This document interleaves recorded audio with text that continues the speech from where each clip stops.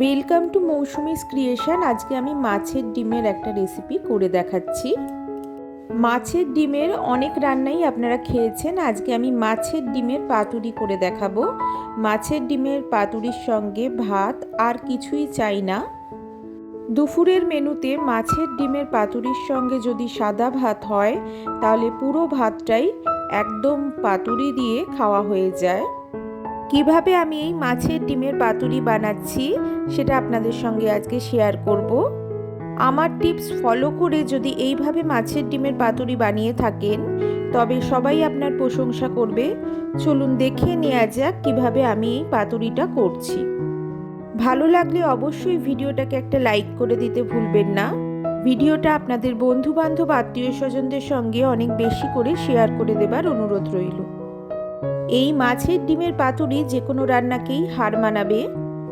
এই মাছের ডিমের পাতুরি রান্নার জন্য প্রথমেই আমি মাছের ডিম নিয়ে নিয়েছি। মাছের ডিমটাকে ভালো করে ধুয়ে নিচ্ছি। তারপরে একটা পাত্রে এইভাবে মাছের ডিমটাকে হাতের সাহায্যে এইভাবে মেখে নিয়েছি। সমস্ত ডিমটাকে এইভাবে ভেঙে নিতে হবে। এইভাবে মাছের ডিমটাকে হাত দিয়ে চটকে ভেঙে নিয়েছি। দেখুন আমি একবার দেখাচ্ছি।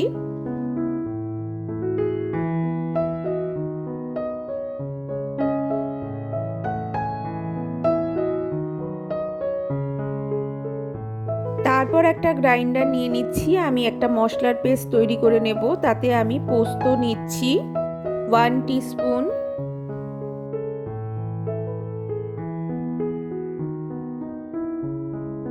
তারপর নিয়ে নিচ্ছি 2 টেবিল স্পুন কালো সর্ষে,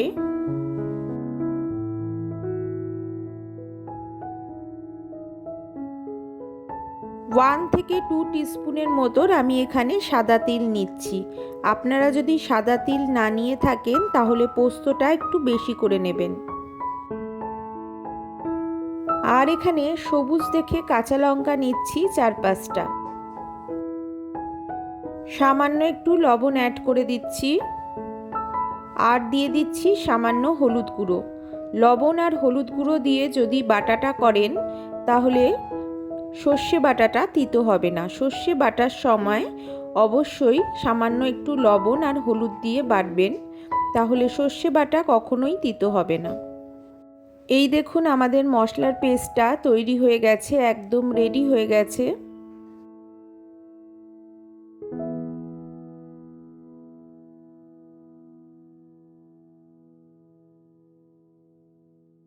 এরপর আমি মাছের ডিমের মধ্যে দিয়ে দেব এইভাবে পেঁয়াজ মিহি করে কেটে নিয়েছি সেটা। আমি এখানে দুটো মাঝারি আকারের পেঁয়াজ ইউজ করছি। বড় পেঁয়াজ হলে একটা দিলেই হবে। এখানে আমার 500 গ্রামের বেশি মাছের ডিম রয়েছে। স্বাদ অনুযায়ী লবণটা অ্যাড করে দিচ্ছি। সামান্য হলুদ গুঁড়ো অ্যাড করে দিচ্ছি 1 টিস্পুন,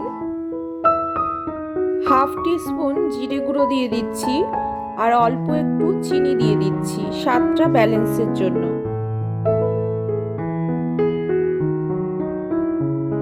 আমি মিক্সিতে পোস্ত, সর্ষে আর লঙ্কা বাটা করে রেখেছিলাম, সেটা কিছুটা দেব আর কিছুটা পরে ইউজ করব।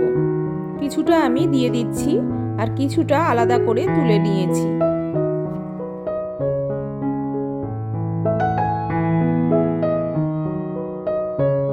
পোস্ত আর সর্ষে বাটাটা যেই পাত্রে করেছিলাম সেই পাত্রটা ধুয়ে সামান্য জল অ্যাড করে দিলাম। মিক্সার গ্রাইন্ডারে ছিল সেই জন্য আমি অল্প সামান্য একটু জল দিয়ে দিলাম গ্রাইন্ডারটা ধুয়ে। খুব সামান্যই জল দেবেন, বেশি জল দেবেন না, তাহলে পাতলা হয়ে যাবে। আর ওপর দিয়ে সামান্য সর্ষের তেল দিয়ে দিলাম। 2 টেবিল স্পুনের মতো সর্ষের তেল আমি এখানে ইউজ করেছি।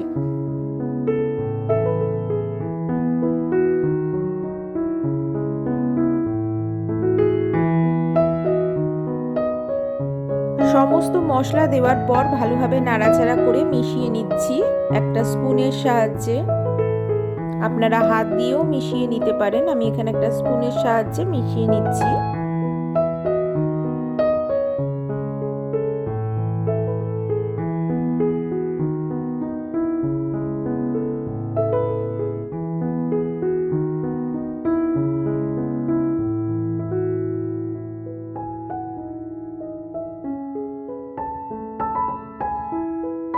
পাতুরি তৈরি করতে যেটা লাগে সেটা হচ্ছে কলা পাতা।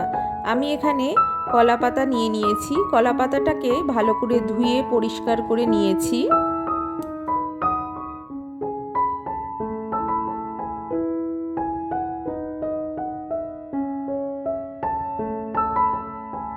জল থেকে ভালো করে মুছে নিয়ে শুকিয়ে নিতে হবে।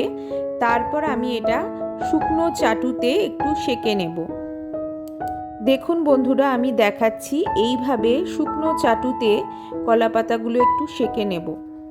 এইভাবে যদি কলা পাতাগুলো শুকনো চাটুতে বা প্যানে সেঁকে নেন তাহলে কলা পাতাগুলো ছিঁড়ে যাবে না। পাতুরি যখন দেবেন কলা পাতাগুলো ছিঁড়ে যাওয়ার সম্ভাবনা থাকে। এইভাবে যদি সেঁকে নিই তাহলে কলা পাতাগুলো আর ছিঁড়বে না। অবশ্যই পাতুরি বানানোর সময় এই টিপসটা ফলো করবেন।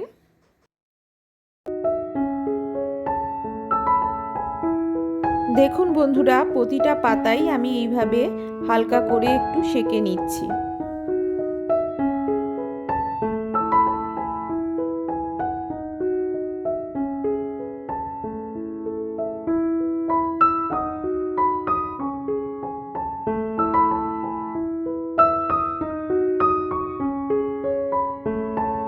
এরপর পাতাগুলো ঠান্ডা হয়ে এলে পাতার যেই দিকটা সবুজ অংশ আছে চকচকে সেই দিকে আমি সামান্য সর্ষে বাটা দিয়ে দিচ্ছি, যেটা আমি রেখে দিয়েছিলাম আলাদা করে তুলে।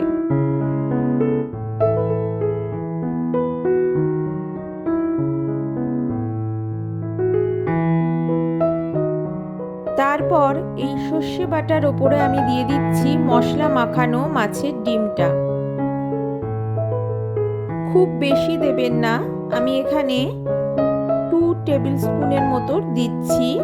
মোটামুটি আন্দাজ বুঝে দেবেন।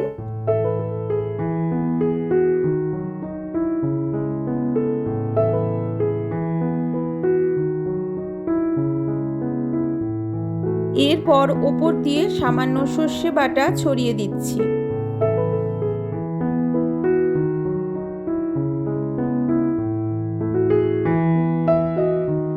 এর ওপর দিয়ে দিচ্ছি গোটা একটা কাঁচা লঙ্কাকে চিড়ে। গন্ধটা খুব সুন্দর আসবে। সামান্য সর্ষের তেল এর ওপরে ছড়িয়ে দিতে পারেন। তারপর কলা পাতাটা এইভাবে মুড়ে নিতে হবে।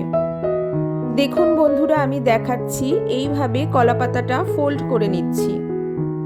প্রথমে দু সাইডটা ফোল্ড করে তারপরে ওপর আর নিচটা এইভাবে মুড়ে দিচ্ছি। দিয়ে তারপরে আমি সুতো দিয়ে বেঁধে নেব।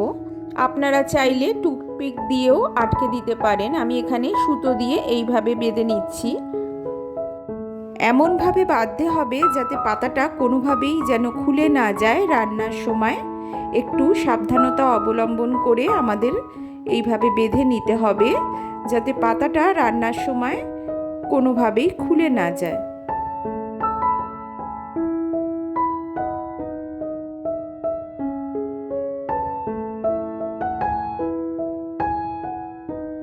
দেখুন বন্ধুরা, আমি দেখাচ্ছি পাতাটা কিভাবে বাঁধছি সুতো দিয়ে।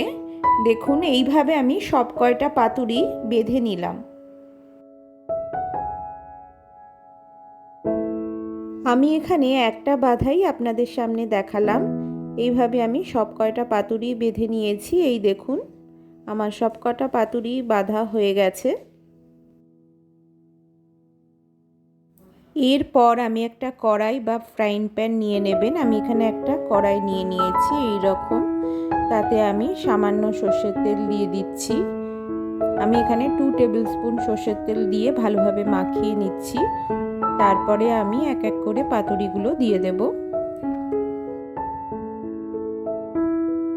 আপনারা যদি তেলটা অ্যাভয়েড করতে চান, যেভাবে মোমো করেন তাতে স্টিমও করে নিতে পারেন পাতুরিগুলো, তবে ভেজে নিলে খেতে টেস্ট বাড়ে। কলা পাতাগুলো যখন ভেজে নেওয়া হয় তেল দিয়ে, কলা পাতার একটা পোড়া গন্ধ যেটা রান্নায় ঢুকে যায় এবং রান্নার টেস্টকে আরও দ্বিগুণ করে দেয়। আমি এখানে পাতুরিগুলো ভেজে নিচ্ছি হালকা তেলে।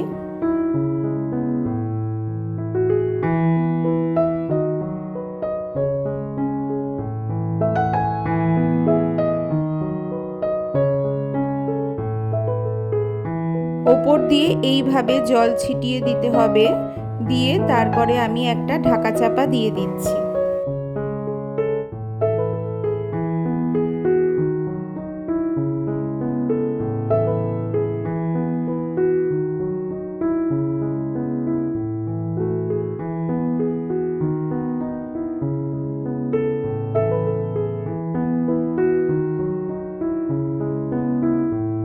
10-15 মিনিট এইভাবে ঢাকা চাপা দিয়ে দেব। অবশ্যই এই সময় গ্যাসের ফ্লেমটা একদম লো ফ্লেমে রাখতে হবে।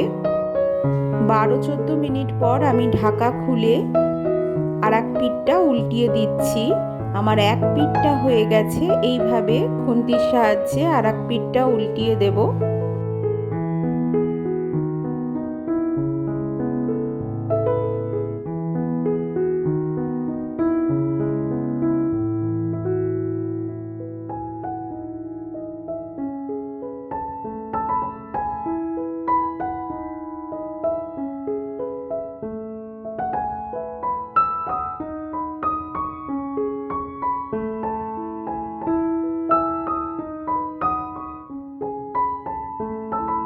তারপর আবারও ওপর থেকে একইভাবে জলের ছিটে দিয়ে দিতে হবে সামান্য। তারপর আবার আমি ঢাকা চাপা দিয়ে দিচ্ছি, আর এক পিঠটা হতে সময় দিচ্ছি আবারও 10 থেকে 15 মিনিট। 10-15 মিনিট পর আবারও ঢাকা খুলে নিচ্ছি। দেখুন আমার পাতুরিগুলো একদম রেডি হয়ে গেছে। কলা পাতার একটা সুন্দর গন্ধ পাওয়া যাচ্ছে। আপনারা এই গন্ধটা পেলেই বুঝতে পারবেন যে রান্না একদম রেডি হয়ে গেছে। এই দেখুন কলা পাতাগুলো হালকা হালকা ব্রাউনিশ হয়ে এসছে। আমি 5-7 মিনিট রান্নাটা স্ট্যান্ডিং টাইমে রেখে দেব, গ্যাসটাকে অফ করে ঢাকা চাপা দিয়ে, এইভাবে যাতে গন্ধটা একদম রান্নায় বসে যায়। এরপর আমি কলা পাতা খুলে দেখাচ্ছি। দেখুন বন্ধুরা কি সুন্দর পাতুরি আমাদের একদম রেডি হয়ে গেছে। মাছের ডিমের পাতুরি, ওপর থেকে সামান্য সর্ষের তেল দিয়ে নেবেন, খেতে টেস্ট আরও বাড়বে। গরম ভাতের সঙ্গে আমি এখানে পরিবেশন করেছি। এইভাবে মাছের ডিমের পাতুরি যদি হয় তাহলে গরম ভাতের সঙ্গে একদম জমে যাবে দুপুরের মেনু। মাছের ডিমের তরকারি, মাছের ডিমের অন্য কিছু আপনারা অনেকভাবেই খেয়েছেন, তবে আমি আজকে মাছের ডিমের পাতুরি দেখালাম। আপনাদের ভালো লেগে থাকলে অবশ্যই ভিডিওটাকে লাইক করে দিতে ভুলবেন না। কমেন্টের মাধ্যমে আমাকে অবশ্যই জানাতে ভুলবেন না আপনাদের কেমন লাগলো রান্নাটা। আপনাদের বন্ধু বান্ধব আত্মীয় স্বজনদের সঙ্গে ভিডিওটাকে অনেক বেশি করে শেয়ার করে দেবার অনুরোধ রইল। এখনও যদি আমার চ্যানেলকে সাবস্ক্রাইব না করে থাকেন অবশ্যই সাবস্ক্রাইব করে নেওয়ারও অনুরোধ রইল। পাশে থাকা বেল আইকনটা অবশ্যই অন রাখবেন বন্ধুরা, তাহলে আমার নোটিফিকেশানগুলো খুব সহজেই খুব তাড়াতাড়ি পৌঁছে যাবে আপনাদের কাছে। আজকের মতো এখানেই শেষ করছি। ভালো থাকবেন, সুস্থ থাকবেন। Thank you.